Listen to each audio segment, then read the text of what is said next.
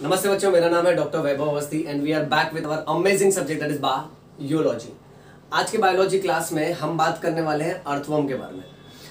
Earthworm के खास करके दो सिस्टम के बारे में हम डिस्कस करने वाले हैं, that is nervous system of earthworm and reproductive system of earthworm.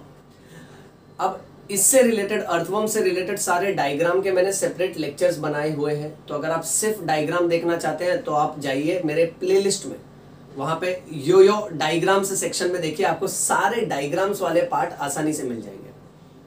और अगर आप इस चैप्टर के प्लेलिस्ट में जाते हो, स्ट्रक्चरल ऑर्गेनाइजेशन इन एनिमल्स, तो उसमें आपको सारे लेक्चर्स प्रॉपर सीक्वेंस में मिल जाएंगे बेटा। ओके, अब इस वाले लेक्चर में हम लोग सिर्फ और सिर्फ थियरी पार्ट कवर करेंगे, where we are going to talk about the nervous system of earthworm.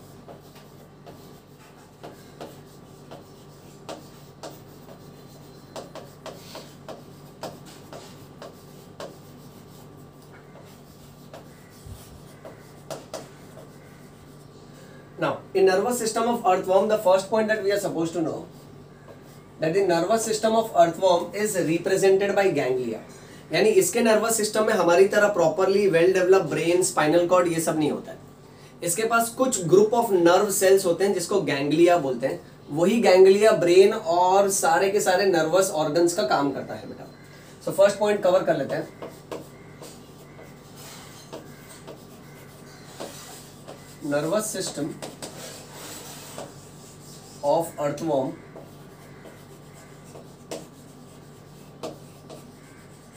is represented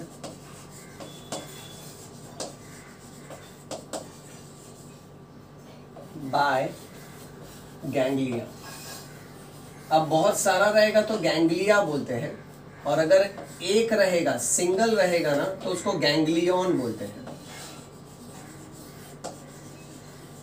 अब इसको याद कैसे करें, इसको ऐसे याद रखो, गैंग यानी ग्रुप, हम दोस्तों की गैंग है राइट, यानी झुंड। ओके, और ग्लिया यानी नर्वस सिस्टम का cell, neuroglia. Okay, so group of nerve cells को हम लोग गैंग्लियन बोल सकते हैं अगर एक है, और बहुत सारा है तो उसको गैंग्लिया बोलते हैं। सो इसका मीनिंग हम लोग यहां लिख देते हैं।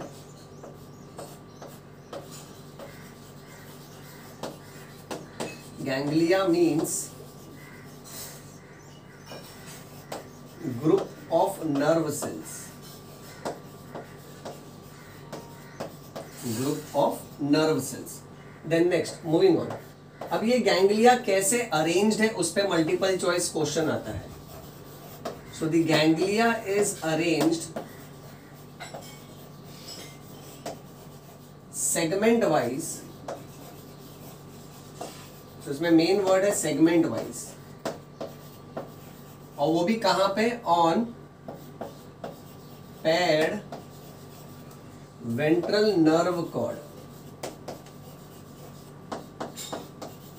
On paired ventral nerve cord. अब हमारा नर्व कॉर्ड डोर्सल होता है, हम इंसानों में डोर्सल यानी पीठ की तरफ होता है।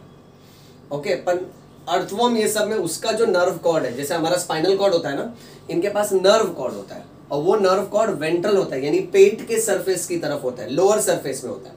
अगर एक अर्थवर्म यूं जा रहा है तो उसका लोअर सरफेस वेंट्रल होगा, वहां उसका नर्व कॉर्ड होता है। ओके, और इसका नर्व कॉर्ड कैसा है, पेड है, paired ventral nerve cord. Next, फिर आपसे ये पूछा जाएगा कि अर्थवर्म में भाई नर्व रिंग क्या होती है। तो आपको याद रखना है कि यही जो नर्व कॉर्ड है, the nerve cord in the anterior region, anterior यानी माउथ की तरफ, so the nerve cord in the anterior region, that is segment number 3 and segment number 4, bifurcates the nerve cord in the anterior region, that is segment number 3 and 4, bifurcates, bifurcate यानी दो में divide होता है। सो जहां earthworm का, समझो एक earthworm अगर इस तरफ देख रहा है, सो उसका first segment, second segment, third segment, fourth segment, third और फोर्थ सेगमेंट के लेवल पे उसका जो भी नर्व कॉर्ड हो दो में डिवाइड हो जाता है, बाइफरकेट होता है, और जहां उसका फेरिंग्स है ना उसको कवर कर लेता है, उसको लैटरली एनसर्कल करता है, उसको कवर करता है। और पीछे की तरफ डोर्सल साइड की तरफ सेरिब्रल गैंग्लियन से मिलके एक रिंग बनाता है जिसको बोलते हैं nerve ring. So the nerve cord in the anterior region, that is third and fourth segment, bifurcates laterally यानी साइड में. laterally का मतलब होता है side wise. So laterally encircling the pharynx. Laterally encircling the pharynx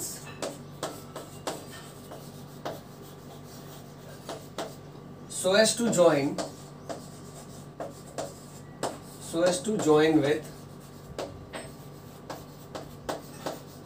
cerebral ganglia dorsally, so as to join with cerebral ganglia dorsally, forming the nerve ring.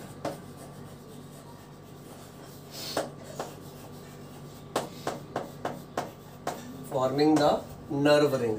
यानी इसको अंदाज आपको इमेजिन करना है तो कुछ ऐसा इमेजिन करो, समझो. ठीक है, ये अर्थवॉर्म है पूरा. ठीक है, ये इसका ऊपर वाला डोर्सल सरफेस है, ये नीचे वाला वेंट्रल सरफेस है.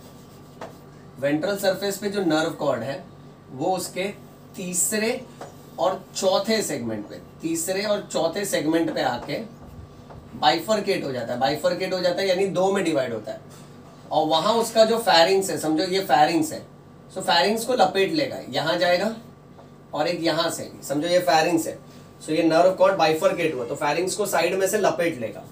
ओके, लपेट लेने के बाद यहां डोर्सली जो सेरिब्रल गैंग्लिया होगा, यहां पर जो सेरिब्रल गैंग्लिया है उससे जुड़ेगा. तो ये जो रिंग बन रही है ना, इसको बोलते हैं नर्व रिंग. ओके, ये याद रखना आपको.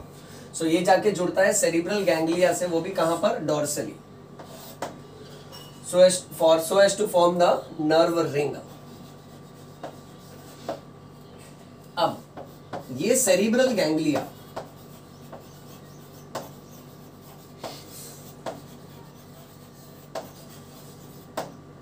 along with the nerves of the nerve ring, along with the nerves of nerve ring,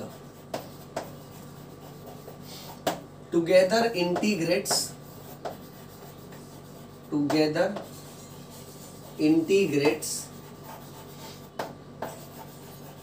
the sensory input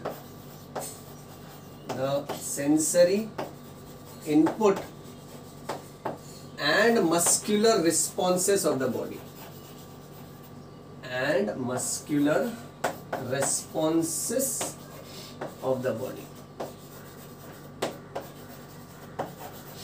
यानी कैसा होता है ना कि अर्थवॉर्म के बॉडी में और हमारे बॉडी में भी ऐसे होता है, जो मैसेज बॉडी से ब्रेन के पास आता है, नर्वस सिस्टम के पास आता है, वो सेंसरी होता है. और उस आधार पे हमारा नर्वस सिस्टम ये तय करता है कि हमको किस तरह का मस्कुलर मूवमेंट दिखाना है, यानी क्या रिएक्शन आ रहा है, उसके अगेंस्ट क्या रिएक्शन दिखाना है, इसको इंटीग्रेट करना यानी कंबाइन करना और सोच विचार करने का काम है इसके सेरिब्रल गैंग्लिया का और नर्व रिंग के नर्व्स का. ओके, नेक्स्ट,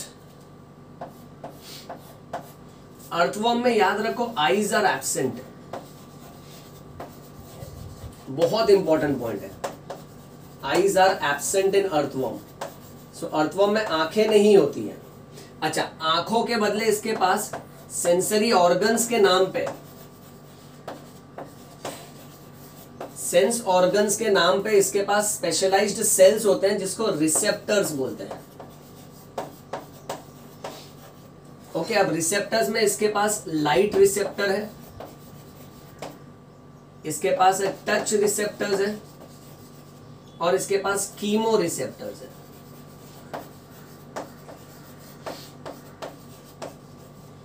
अब लाइट रिसेप्टर एक स्पेशलाइज्ड सेंसिटिव सेल है जो लाइट को सेंसिटिव होता है, ये लाइट को रिसीव करता है. टच रिसेप्टर्स ग्राउंड के वाइब्रेशंस को फील करता है. और कीमो रिसेप्टर्स है ना, इसको टेस्ट रिसेप्टर्स भी कहा जाता है, ये अलग अलग केमिकल्स को रिसीव करता है. Receptor means to receive, so specialised receiving cells are called as receptors. And if they are specialized in receiving light, then they are called as light receptors. If they are specialized to receive touch and vibrations, they are called as touch receptors. And if they are specialized to receive chemicals, they are called as chemoreceptors. Chemoreceptors are also called as a taste receptors.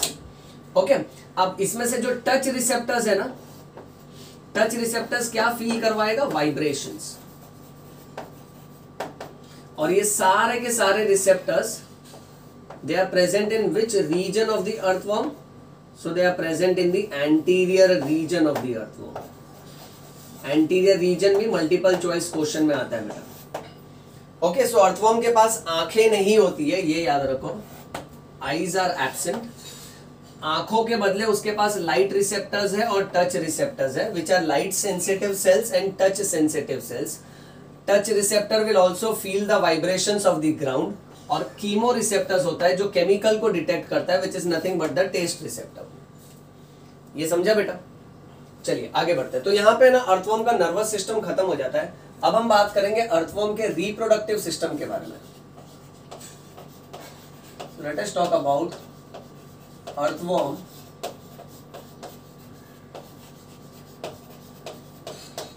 Reproductive system.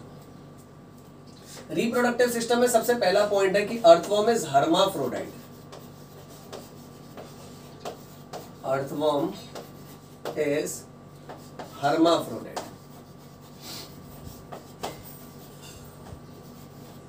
Hermaphrodite के लिए एक और hi-fi word है, अगर आप चाहो तो आप इसको मोनोइशियस भी बोल सकते हो. मोनोइशियस. और थोड़ा आसान चलना है तो आप इसको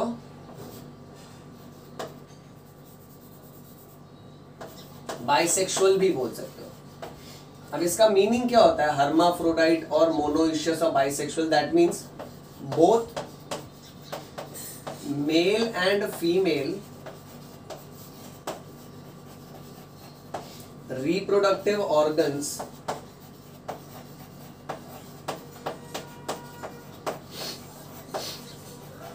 are present on the same body.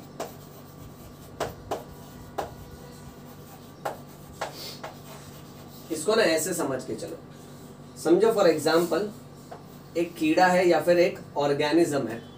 अगर उस ऑर्गेनिज्म में एक कीड़े में सिर्फ मेल रिप्रोडक्टिव पार्ट है और उसी ऑर्गेनिज्म में एक ऐसा ऑर्गेनिज्म है जहां सिर्फ फीमेल रिप्रोडक्टिव पार्ट है, जैसे let's say suppose for example humans. अब हम इंसानों में ज्यादातर लोग कैसे होते हैं? ठीक है, एक इंसान ऐसा होगा जिसके पास पुरुष वाला लिंग का हिस्सा होगा, मेल रिप्रोडक्टिव पार्ट होगा, और एक इंसान ऐसा होगा जिसके पास महिलाओं वाला लिंग का हिस्सा होगा, यानी फीमेल रिप्रोडक्टिव पार्ट होगा. सो मेल ऑर्गन और फीमेल ऑर्गन अलग अलग बॉडी पे है.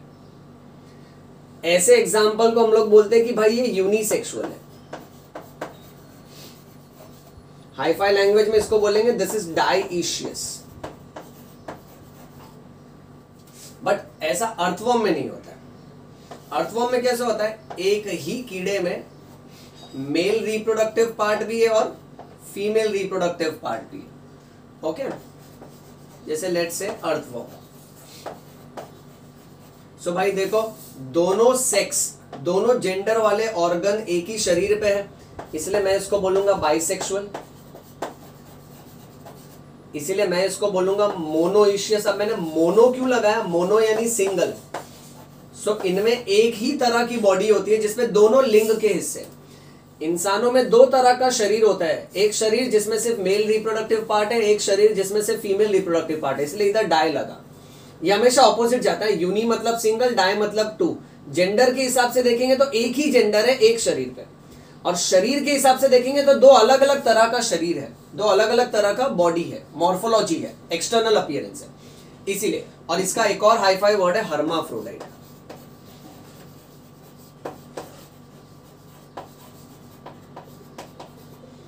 ये समझा बेटा? चलो इसका स्क्रीनशॉट ले लो.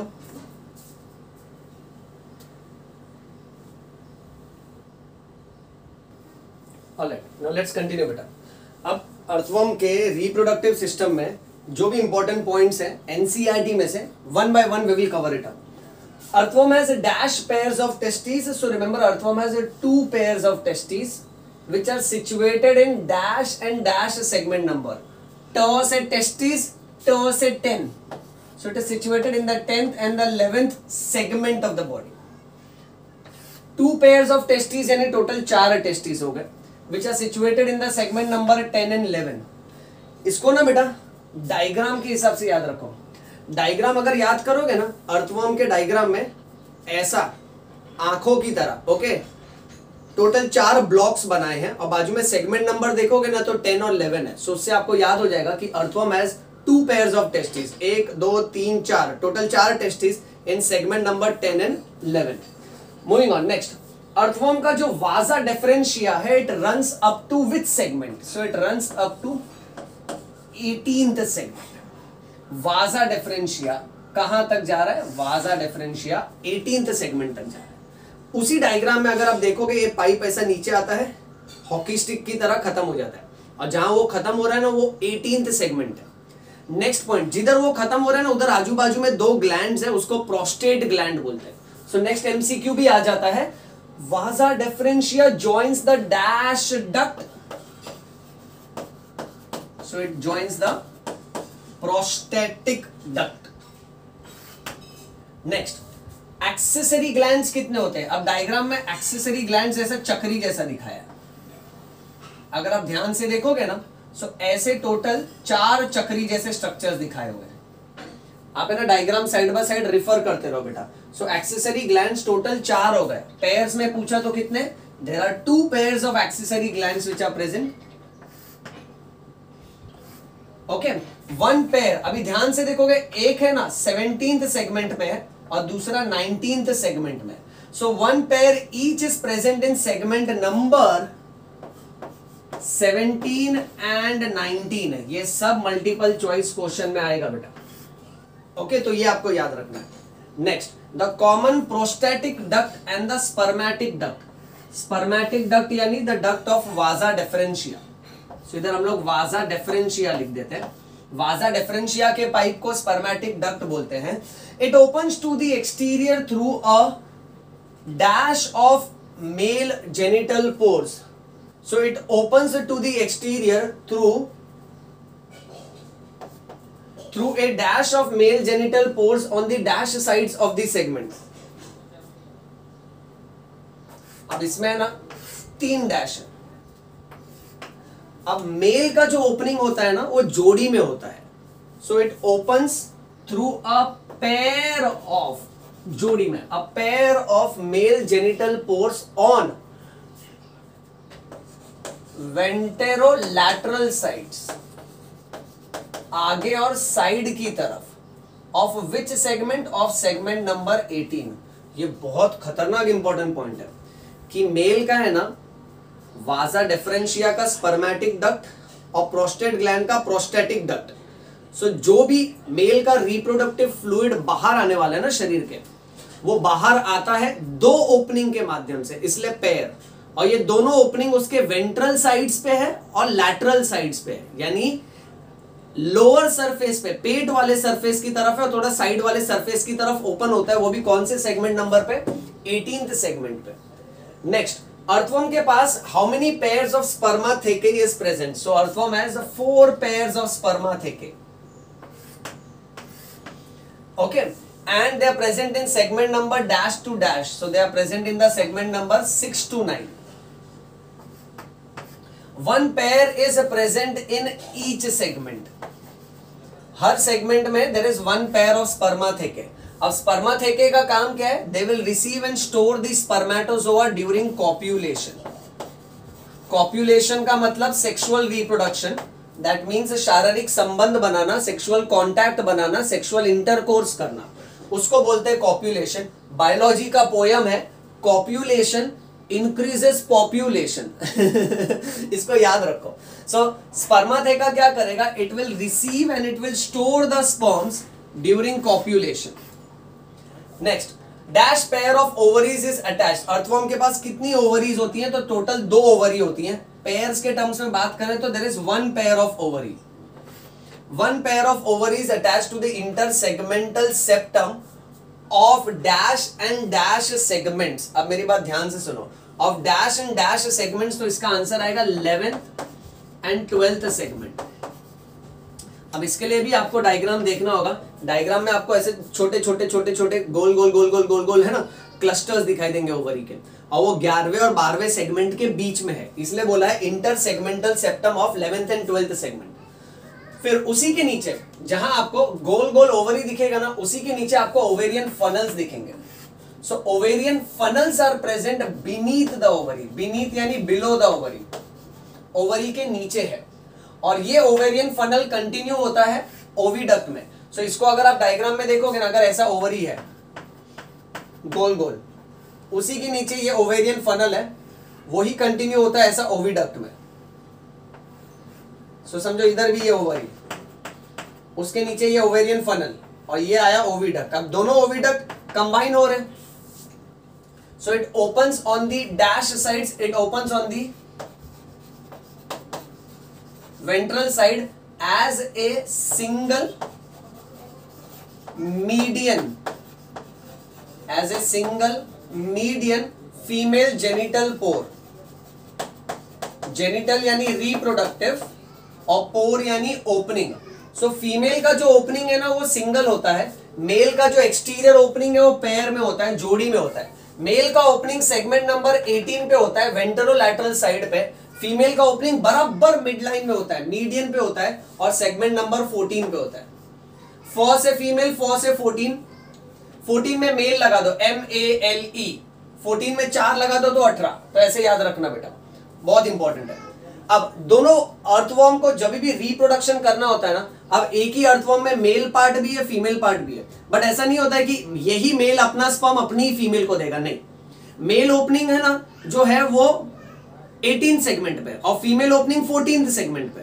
समझो एक अर्थवॉर्म खड़ा है, सो पहले फीमेल ओपनिंग है, फिर मेल ओपनिंग है।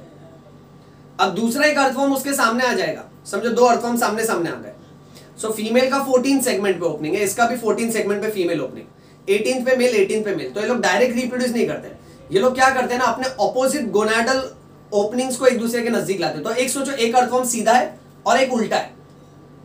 सो जो 18th वाला मेल था ना वो इसके फीमेल ओपनिंग के कांटेक्ट में आएगा, और इसका जो मेल वाला ओपनिंग है वो इसके फीमेल के ओपनिंग के कांटेक्ट में आएगा। इसको बोलते हैं जक्सटापोजिंग। जक्सटा मींस एक दूसरे के नजदीक आना, पोजिंग यानी position. So worms will mate, mate यानी शारीरिक संबंध बनाना। Worms will have sexual contact by juxtaposing opposite gonadal opening, opposite reproductive opening को एक दूसरे के शरीर के नजदीक लाते हैं।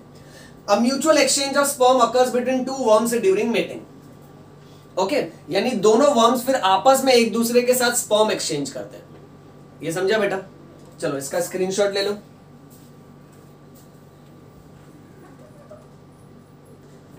ऑलराइट, चलो let's continue with the next part बेटा। अब नेक्स्ट पार्ट में ना सबसे इंपॉर्टेंट एमसीक्यू ये याद रखना है कि packets of sperms in earthworm are called as what?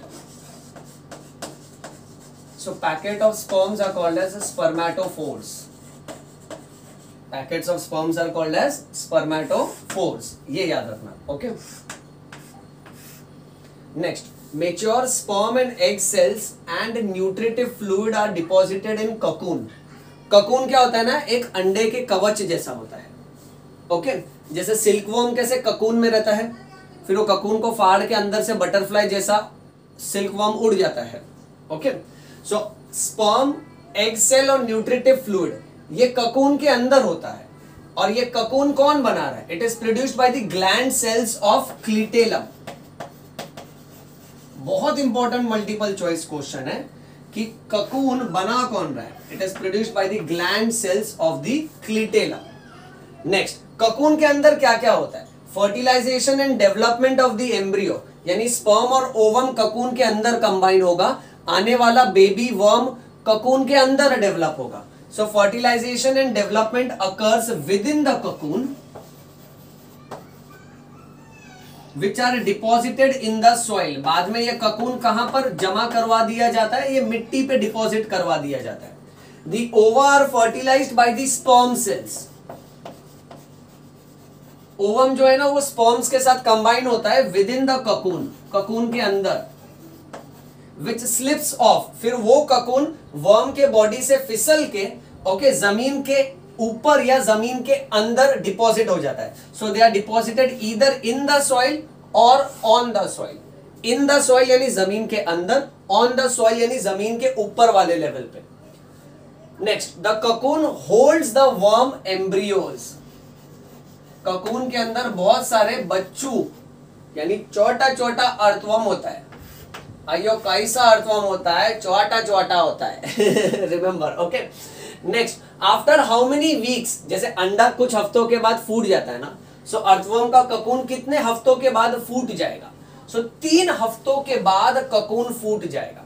So after 3 weeks each cocoon produces 2 to 20 baby worms with an average of 4 worms.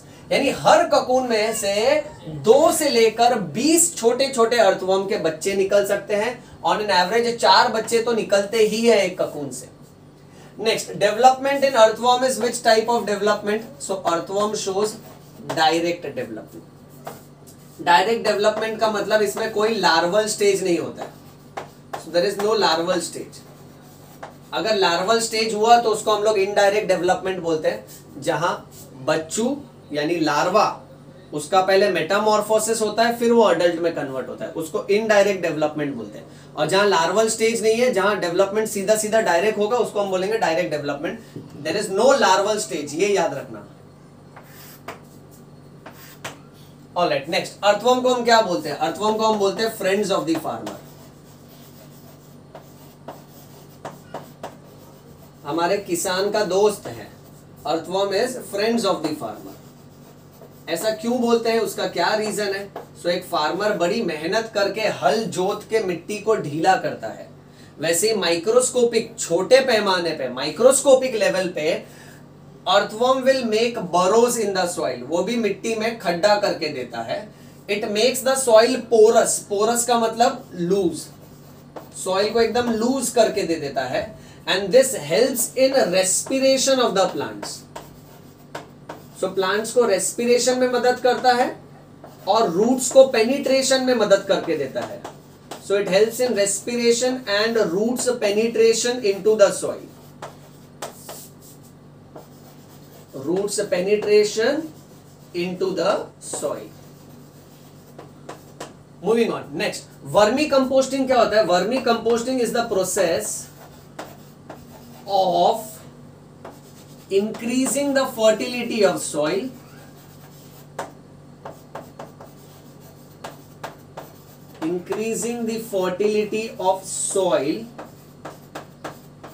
by using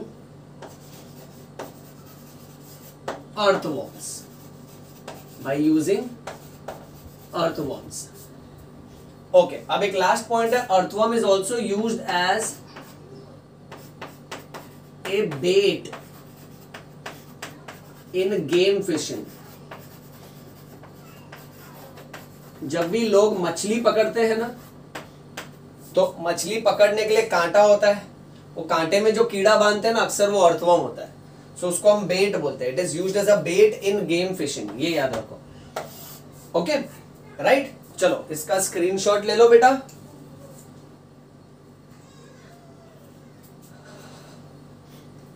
लिया? ऑलराइट बच्चों, सो यहां पे अर्थवर्म का हो गया स्वाहा. अर्थवर्म से रिलेटेड सारे के सारे पॉइंट्स हमने कवर कर लिए हैं. अब आने वाले लेक्चर में हम लोग बायोलॉजी के और भी चैप्टर्स कवर करते जाएंगे. आप लोग इस चैनल के साथ कनेक्टेड रहिएगा और कमेंट सेक्शन में मुझे बताइएगा कि आपका कितना बेनिफिट हो रहा है, आपको बायोलॉजी से कितना प्यार है. कुछ नहीं तो आप कमेंट सेक्शन में लिख दीजिए योयो बायो.